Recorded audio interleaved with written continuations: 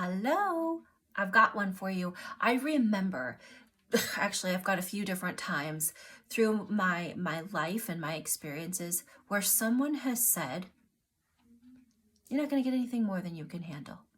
You were made for this. Or in a religious setting, I might have heard, God's not going to give you anything more than you can handle. And I remember feeling in each moment, no, I feel pretty confident that this is more than I can handle. Or, oh, okay, well, maybe I'm just weak right now. Maybe I just need to try harder and maybe I need to do better. What I noticed with each one of those is that the ability for me to be emotionally honest was being stolen, siphoned away. Because they said, well, you're not going to get anything more than you can handle. So, okay. So I guess this shouldn't be hurting as bad? Oh, I guess that I should feel better than I do right now? I guess I should be seen in God's favor? I didn't feel like I was in favor sometimes.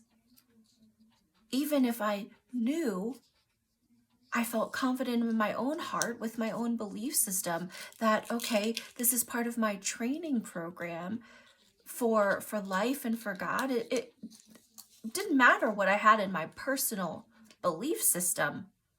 I was feeling pretty sad to be used as some kind of human sacrifice because that's what I felt like. And I should be allowed to talk about that to people who will hear it. So I want you to think about that. If you say those types of things to people, they sound really cool. They sound loving. They sound, so intellectual. They sound fancy. They sound like they should be helpful, but they aren't. What they're doing, again, is just pushing people into a black hole, which makes it more challenging for them to get out their emotional truth. Not everyone is Rochelle Jones or some other grief recovery specialist with a bunch of practice and training at being emotionally honest. Even then, we can struggle sometimes. A lot of people need to know that what they're feeling is okay. That it's not horrible. It's not a sign of weakness to feel sad or down or helpless or confused or afraid. It's not a sign of weakness. In fact, being honest about that is their, I believe, greatest strength. Being emotionally honest, admitting our weaknesses, admitting that, hey, I have some human things here going on that are not just shiny, fancy, and happy, silver lining style. None of that toxic positivity stuff.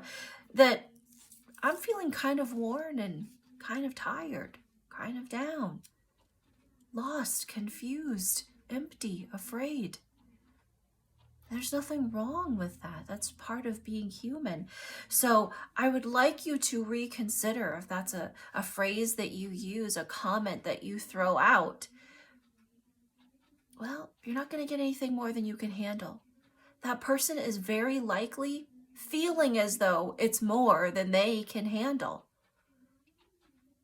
We don't want to be punching people when we're intending to love them. It might be better to just say, that seems really painful. Are you feeling afraid? Unloved? Lonely? Like lost? Man, that really stinks. It's more important to hear people where they are versus act as though we have some crystal ball and know that it's not going to be more than we can handle. Because we don't actually know, do we? My father died by suicide. And all I can think of is at his funeral, hearing people say how kind and funny and lighthearted he was.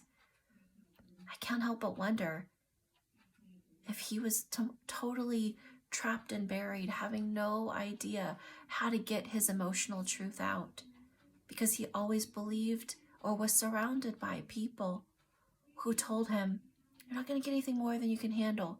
We never know when that moment's going to hit, where it is more than someone can handle. So stop telling them that, because you don't know. Let's be real about that. We don't know. Just listen. Listen with your whole heart. Acknowledge the pain, the fear, and the sadness. Shoot, That's awful. And I'm confused too. I don't even know what to do to help you. Say that. Be honest. Be honest together. Be sad together. Be quiet. You could do that too. Know that I love you. And should you need new, upgraded ideas and information, I'm here for you. I love you. Bye-bye.